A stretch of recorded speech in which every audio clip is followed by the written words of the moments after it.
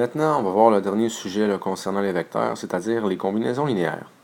Donc, une combinaison linéaire, c'est quoi? Dans le fond, c'est une combinaison de vecteurs qui permet d'en donner un troisième. On va dire ça comme ça. Donc, autrement dit, ici, disons que j'ai deux vecteurs. En fait, j'ai un vecteur W ici. On veut l'exprimer comme étant un certain nombre de fois le vecteur U, additionné à un certain nombre de fois le vecteur V. Autrement dit, ici, je vais exprimer mon vecteur W avec ses composantes, qui sont donc 6, 15, et je les exprime comme étant un certain nombre de fois le vecteur U, A multiplié par 4, 5, plus un certain nombre de fois le vecteur V, donc le vecteur 2, 3. Bon, moi, j'utilise tout le temps les lettres A et B. C'est une habitude que j'ai. Par contre, certains préfèrent utiliser les lettres là, qui sont les vecteurs. Autrement dit, à la place de mettre un petit a devant le vecteur U, il y en a qui mettent un petit u devant le vecteur U, un petit v devant le vecteur V, un petit a devant le vecteur A, et ainsi de suite. Donc, libre à vous. Moi, c'est vraiment une habitude. Là, j'utilise tout le temps A et B. Alors, j'ai donc 6, 15, qui est donc égal au vecteur 4A, 5A. Dans le fond, ce que j'ai fait ici, c'est que j'ai multiplié le A par chacune des composantes. Et je fais la même chose avec le deuxième. Donc 2B et 3B en Y. Étant donné que c'est une somme, je peux les additionner à l'intérieur d'un seul vecteur. Donc je vais avoir le vecteur 4A plus 2B en X et le vecteur 5A plus 3B en Y. J'ai donc un vecteur qui est égal à un autre. On peut donc dire que le 6 que j'ai ici en X va donc être égal à cette expression-là. Et le 15 ici va être égal à cette expression-ci. Autrement dit, je peux réécrire deux équations. 6 est égal à 4A plus 2B. Et également l'équation 15 est égal à 5A plus 3B.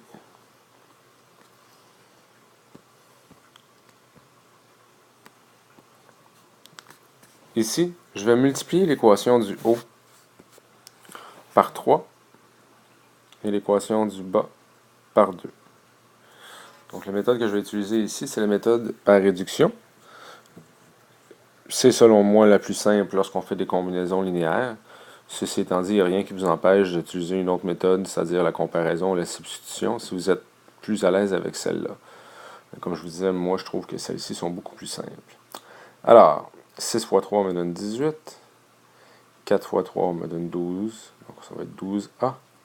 Et 2 fois 3 va me donner 6. Donc 6B. Et en bas, je multiplie par 2.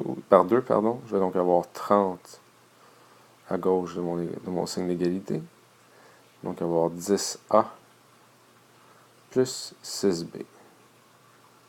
On remarque ici que en faisant cette multiplication-là pour chacune des équations, je vais obtenir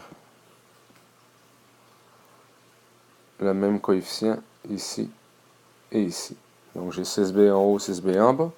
De cette façon-là, si je soustrais mes deux équations, il va me rester du côté gauche 18 moins 30, ça me donne moins 12. Et du côté droit, 12A moins 10A, ça va me donner 2A. Je vais donc pouvoir affirmer que le petit a est égal à moins 6. C'est égal. Bon, maintenant que j'ai mon petit a, j'ai juste à le remplacer dans une des deux équations. Donc ici, j'ai 6 qui est égal à 4 fois a, donc 4 fois moins 6, plus 2b. 6 est donc égal à moins 24 plus 2b. Donc 30 est égal à 2b. Donc b est donc égal à 15. On peut donc maintenant affirmer